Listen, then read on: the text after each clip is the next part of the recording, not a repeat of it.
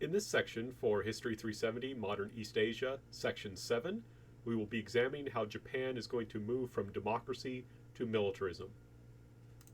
Our objectives for this section are to understand the nature of Japanese democracy, to understand why Japanese people were increasingly attracted to militarism as a solution to Japan's problems, and then understand why democracy is going to fall to militarism. Thus far, we have been looking at Japan as a kind of success story. Right? Poor China will fall apart, Korea will become a colony to Japan, but Japan itself is able to maintain its independence.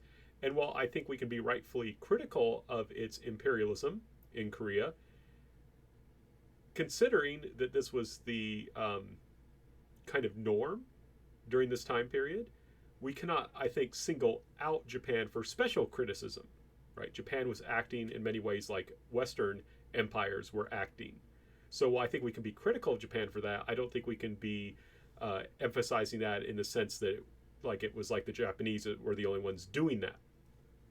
So in one sense, we start this section with Japan doing very well. And we're going to end with problems that are going to lead to war and to the eventual occupation of Japan by a foreign power, which was what the whole Meiji Restoration was meant to avoid.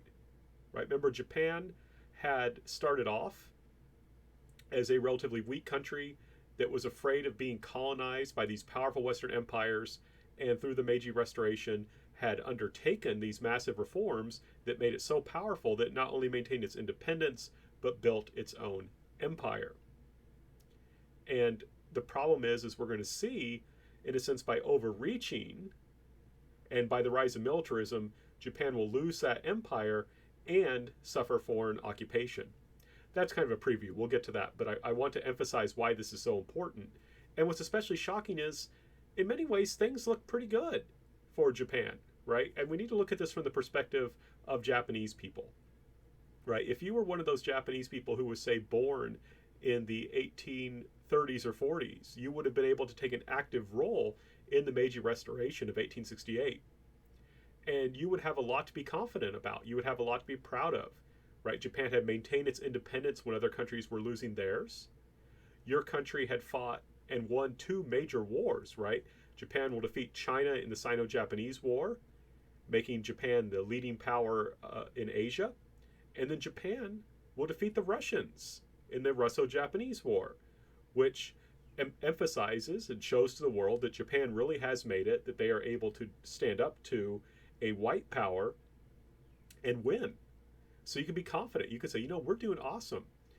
And also it was understood that what made this possible was the tremendous economic development, the industrialization that Japan had carried out. So in many ways, Japan had carried out the dream of a rich country, strong army, which was the guiding principle for the forces of the Meiji Restoration. Based on this foundation of rich country, strong army, Japan also had a growing empire. Japan will control what are called the Ryukyu Islands. You've probably heard of Okinawa. That's the major island in that group. As we've discussed before, Japan will gain a hold of Taiwan and Korea, as well as the Kwantung Peninsula, also called the Liaodong Peninsula. It gets complicated, but it controls that little bit of China to the west of Korea. So you can imagine if you were those people born in the 1820s, 30s, and 40s who lived, perhaps participated in the Meiji Restoration, and have now are becoming not depending on what decade you're born, not terribly old, but old enough that you can look back and say, hey, we did a great job, right? We did something that no one really believed could happen. We did it. And not only will those older people have a sense of confidence, imagine that you were someone who was born in 1868, right? You may remember some of the weakness that your country faced, but not that much of it. And you would not have that feeling of fear of the West that Japanese living in 1853 would have had, right? If you were there in 1853-54 when Commodore Perry, the American naval commander, comes in and forces Japan to open its doors, right? That was something that scared a lot of Japanese, even as it made them angry. If you're part of this new generation who's coming of age in the later 19th and into the early 20th century, and that will lead Japan, especially in the 10s, 20s, and 30s, you have a lot more confidence than even those older people, because you do not remember Japan's comparative weakness to the West. You only know about the victories. So we have to keep in mind that as we move forward, we're going to have this increasing generational shift, right? The previous generation who lived through the Meiji Restoration, they can be proud. They have a lot to look back at and feel confident about. But this younger group of people, they'll be even more confident because they don't remember that weakness. And they're going to be more willing to demand that the West take them seriously. They're not going to treat the West with the same deference that their elders did. And Japan had, in a sense, thrown its lot in on the right side. Remember, it's looking particularly at Britain as someone to imitate. Japan, remember, has an alliance with Britain. And so what this means is that during World War I, Japan will choose the right side, the Allied side, the side that wins. And this is important because, in a sense, what we're going to be talking about a bit is to get a sense of how Japan would become a country that originally allied with Britain against Germany to the kind of country that will be more sympathetic to Germany and ally with the Nazis, right? The Japanese choose the right side in World War I. They choose the wrong side in World War II. Part of the next few sections we're going to be looking at in this class are to try and understand how Japan became a kind of country that would do that. Now, during World War I, Japan is going to seize the German-controlled parts of China, right? Remember we talked about Qingdao. We'll also see some other areas in the Pacific, but our major focus is how Japan is going to seize German-controlled parts of China. During World War I, and we'll talk more about this later, Japan will also expand its power in China. The Europeans are busy with the war, creating a kind of power vacuum, and Japan will take advantage of that. And Japan's industrial output will basically more than quadruple, from 1.4 billion yen to 6.8 billion yen. So its industry is really booming because Europeans are fighting each other. They don't have as many people to work in the factories. They need to buy stuff so they can fight with each other. Why not buy from Japan? Because of this increase in industrial output, there's going to be a need for more workers, so wages will go up.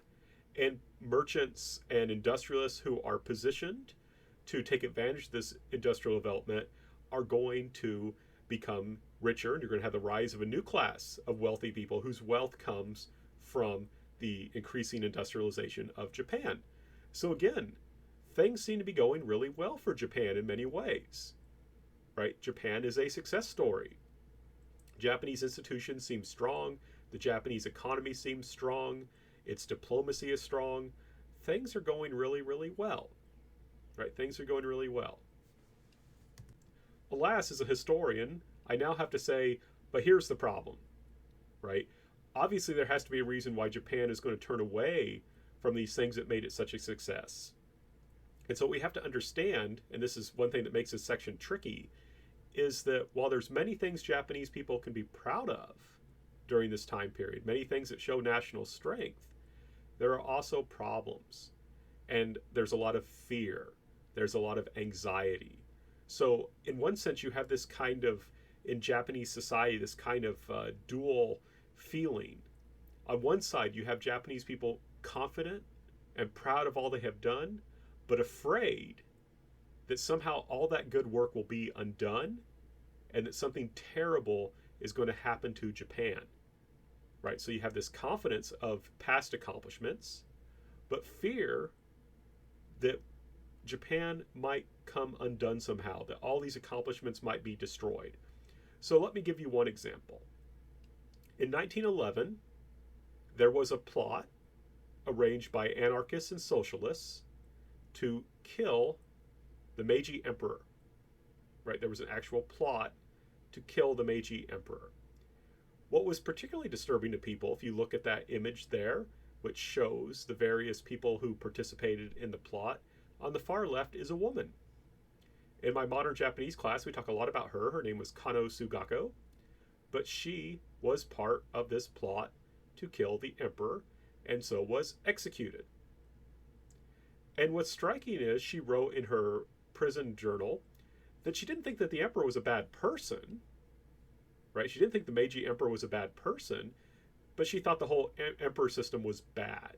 that it was rotten, that the emperor system and the Japanese state, economy, and society that was centered around the emperor. And remember, the emperor was key to Japan's success, right? The emperor was a symbol around which Japanese people could unify around. The emperor was a touchstone of what it meant to be Japanese, right? You know, you could have all these changes, all these transformations in Japanese society, but we know we're fundamentally still Japanese and we can change because, hey, there's the emperor. He is our connection to our ancient past and our identity, and he's still there. Here you have people saying we don't like the emperor or the system built around him, right? So there's Japanese people who are questioning the whole system. Like I said, a lot of them are anarchists, a lot of them are socialists, and a lot of them will be communists later on. Though in this particular situation, it was anarchists and socialists. The communists will become more important later after the Russian Revolution. But this kind of freaks people out, right? A lot of Japanese are really shocked at this, right? They feel confident because things are going so well. And then you've got this group of people who are not happy with how things are going and hate the system so much that they're willing to kill the emperor and to risk their lives and ultimately to die to try and carry out this assassination. Though, like I said, they never even make the attempt. The plot is found out and they're executed before they can even try. There are going to be other causes for anxiety. In 1912, the Meiji emperor will die. He dies of natural causes, not from an assassination attempt or anything like that. He's just an older man. He dies. And, well, that's to be expected, right? We shouldn't be surprised that people die, right? He was, like I said, an older man. For many Japanese people, he was the only emperor they had known, right? For many Japanese people, he was the only emperor they had known. So his death was, in a sense, traumatic, right? There was this kind of constancy in Japanese politics and Japanese society, and that wasn't just the emperor system, but this particular emperor himself, who was a popular emperor. And he dies, and that's a concern. The emperor who will succeed him is called the Taisho emperor. He's pictured there on the right. He's a fairly young man, so there's hopes about him. But he will ascend and become the next emperor, and he's the Meiji emperor's son, so it's a normal succession, no problems there. But remember, that's the same year that the Qing emperor, the last Qing emperor, will be forced to abdicate, and the Chinese revolutionaries will establish the Republic of China, getting rid of that imperial system. So that's one less emperor in the world. So when you combine that with the plot to assassinate the Meiji emperor the previous year, that could kind of make the Japanese a little nervous, right? Here we actually have an emperor and the whole imperial system being overthrown in our neighbor China. And there are Japanese people who would like to have our emperor and our emperor system overthrown. So this creates a sense of anxiety. Like I say, many Japanese people are very proud of the emperor system. They see their success as coming from the emperor system. They don't want any threat to that, but there seems to be a growing threat. Then in 1917, during World War I, you have the Russian Revolution, in which the Tsar will be overthrown and later killed, and this will lead to a new communist government, which of course is not an imperial system. In 1918, you will have the end of World War I, which will involve the Emperor of Germany, Kaiser Wilhelm II, abdicating. And by the way, if you're not familiar with the word abdication, it just is a special word that's used when a monarch resigns. When a monarch gives up office, that's called abdication. That same year, the Austro-Hungarian emperor will abdicate and his empire will be divided. And also the Ottoman Empire will fall. And the Sultan will lose his position. So in 1918, you have three empires fall apart and their emperors abdicate, right? So if we start off things between 1911 and 1918, we have the Qing Emperor, that's one. We have the Kaiser Wilhelm, German Emperor, that's two. The Austro-Hungarian Emperor, that's three. The Ottoman Empire Emperor, that's four. And of course the Tsar, that's five. Between 1911 and 1918, you have five less emperors in the world. That makes the Japanese nervous, right? That makes the Japanese nervous. This seems to be the way the world is heading. How can we preserve our system in such a situation? And what makes this particularly disturbing, is in 1919, the Taisho emperor is unable to perform his official duties. He's not able to act in an official capacity as emperor. It's not clear what was wrong, but there was something wrong mentally with the Japanese emperor. It's not clear what it was, but he had particular health deficiencies, mentally and physically, but mostly mental, that made him unable to perform his official duties. So his son, Hirohito, who will be the Japanese emperor who will help lead Japan into war, is going to be made regent in 1921. If you're not familiar with the term regent is a person who rules for an emperor when the emperor is not able to rule himself. Typically, and I say himself because in this time period, Japanese emperors have to be men. In the ancient past, there were Japanese emperors who were not men, that they were empresses. But in the modern period, all Japanese emperors are men. Usually, this was done when the emperor died and his son was young. So you would have an older person act as the regent to help the child learn how to be an emperor and so forth. But it was very bizarre to have a son do this for his father because his father had mental and physical problems. So you can imagine this, right? We have two things kind of going on here. Emperors are disappearing. There's less and less emperors in the world, right? There's less and less emperors in the world. There are Japanese people who want to get rid of the emperors, and we have an emperor that can't do his job, right? We have an emperor that can't do his job. If the Meiji emperor was still around, I mean, that guy knew what he was doing. He was a smart guy. He was popular. Maybe he could deal with this situation, but we got an emperor who can't do his job, and his son has to take over for him. So again, there's a lot of anxiety. I have thus been focusing on the government's perspective, but we need to understand that there are other problems in Japan, and these are key to understanding why there's going to be a shift to militarism. And these problems we also need to understand as the causes behind some of the anxiety that you have among government leaders and among the elites about what's happening to the emperor system, to the form of government Japan has. So we've got these problems, right? One is agricultural. After the Meiji Restoration, you have an increase in new kinds of technology, new farming techniques coming into Japan, and so agricultural productivity will go up. What I mean by that is that farmers are able to grow more and more food with the same amount of land and labor, right? Productivity goes up. Farmers are able to grow more food per farmer. That's great. Population's going up. We need more efficient farming. And that also theoretically can help farmers become wealthier, right? As a farmer's agricultural productivity goes up, that farmer has more crops to sell. So that's good. But by the 1920s, it stops increasing and it plateaus, right? It stops increasing and it plateaus. And in part because things are not going as well for farmers, their wealth is not increasing, it's becoming increasingly easy for them to lose their land, right? It's going to become increasingly easy for farmers to lose their land. Farmers have to mortgage land in order, for example, to invest in modern equipment and things like that. Farmers are often in debt. If they can't pay their debts and the land was used as collateral, their land can be taken from them. And it's not just farmers who are having difficulties. There will also be an economic bust after World War I. Right? World War I led to a great expansion in Japanese labor and industrial output and things like that. But after the war, the Europeans were not killing each other anymore.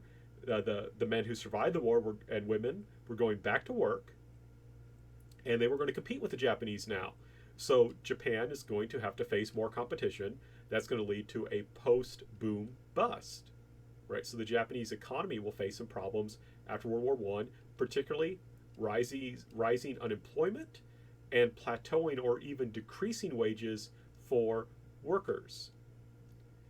So one reason why you're going to have an increasing interest in things like anarchism, socialism, and communism, all isms that want to get rid of the emperor and the emperor system, is because of these economic problems, right? There's going to be this increasing economic problems in the 1920s in Japan that is going to lead to growing support for things like anarchism, socialism, and later communism. And communism really freaks out the Japanese, since the communists actually led a successful revolution in Russia and overthrew an emperor and an emperor system.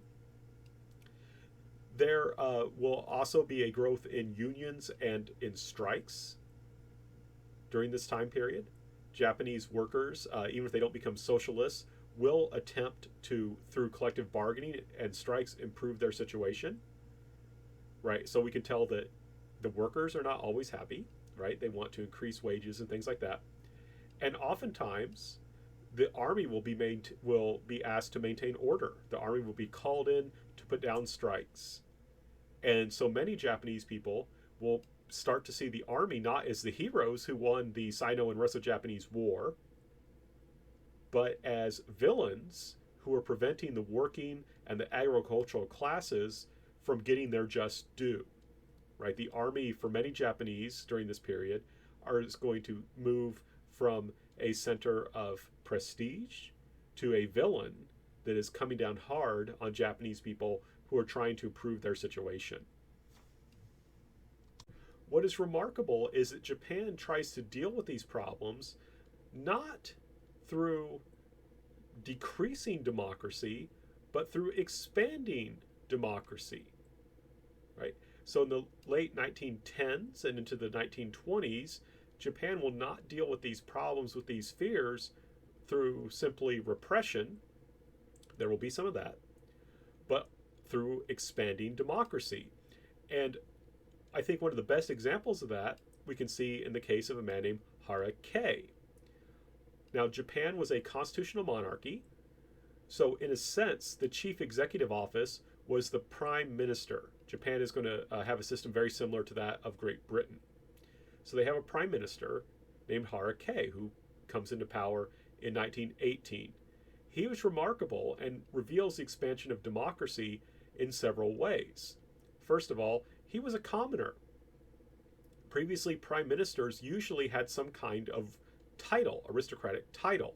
Now, this doesn't mean that they were related to the royal family, to the imperial family, but they were people who had been given some kind of title and basically become members of the aristocracy by the royal family. So, for example, Ito Hirobumi was a marquis at first and then later became a prince. Even though he wasn't related to the royal family, these were titles that were bequeathed upon him. And when he became prime minister, he held those titles. Harakei had no title. Harakei had no title. He was a commoner. He was also a civilian. There were prime ministers who held the office, but that had been soldiers in the past, but Harakei was not a soldier.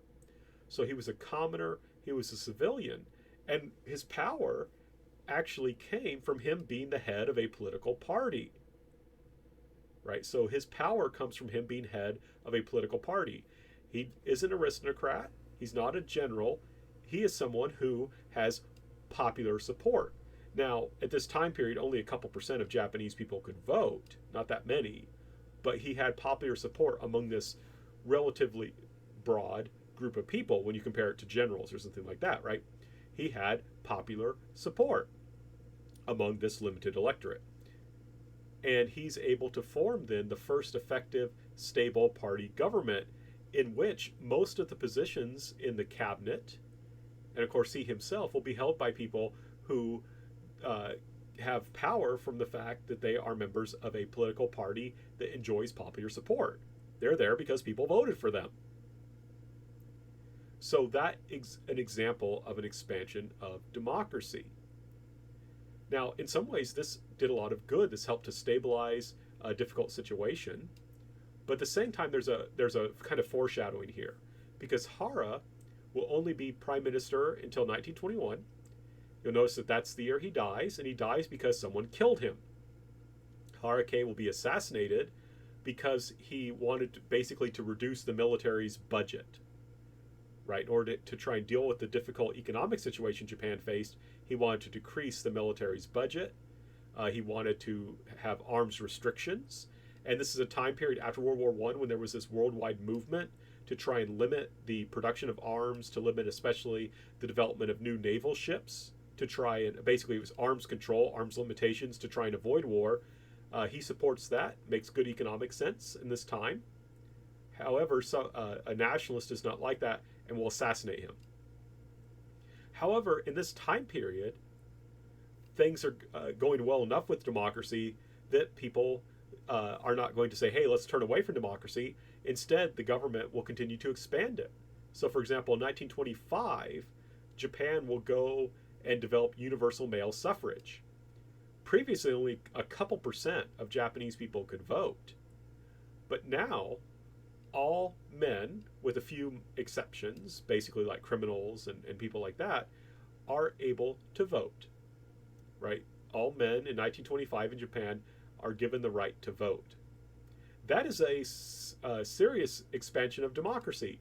Doesn't include women, so the women will have to wait until after World War II, but you do see this massive expansion of democracy. And also, one thing I think is striking is there's going to be some recognition for the legality of unions. Unions will become legal. You can still be fired by a company for being a part of a union, but you can join a union, you can have a union, and that in and of itself is not a crime. So Japan in the late 1910s and 1920s, with some difficulties, is becoming more democratic, not less. While freedom, though, might be increasing in some ways, for example, men gaining the right to vote who had not held it before, there is also going to be some restrictions on these freedoms. The Japanese government wants to make sure that these men use the vote, from their perspective, responsibly, in a way that will ultimately support the emperor system. And what this means then, in terms of legislature, is in 1925, there will be a law passed called the Peace Preservation Law. Right? There's going to be a law passed called the Peace Preservation Law. This will make it illegal to form or participate in a group that denies a system of private property or tries to change our national essence. So in other words, if you belong to a group such as the communists or more radical socialists, that is now illegal. That is now illegal to be, clearly, to be a communist or to be a socialist, because they're denying private property. Change our national essence. This whole term that they use, national essence, literally Nihon Kokutai in Japanese, is very complex. But for our purposes, what it means is to change the emperor system. Right? So it's illegal to form or participate in a group that tries to change the system of private property, that is, in a sense, capitalism, or to move away from an emperor system. If you are part of this, you can go to jail for up to 10 years. So if you become a member of the Communist Party, you could go to jail for up to 10 years. And what I think is really striking is the Japanese government claimed jurisdiction outside of Japan. So if I'm Japanese and I go to France or the United States and become a communist there, and then I come back to Japan, they can arrest me and jail me for up to 10 years. Right? Usually you don't punish people for things they do in other countries. Right? That country punishes them according to its laws. But Japan's saying here, this is how serious we are. If you go to the United States, you become a communist, you come back to Japan, you're going to jail. So we can see that there's this attempt to make sure that people have a democratic choice, but one that will not fundamentally change the system. Now, one thing I have to emphasize, there is still choice. There are multiple political parties in Japan who are not socialist, who are not anarchist, who are not communist, who disagree with each other. So there is still a democracy. It's limited in important ways, but votes do matter. Right? This is still a democracy in which you don't have people just voting for a single party. There are multiple parties that are legal, that can legally participate and you can vote for, and who disagree with each other. So democracy still exists. It's just limited in a very important way.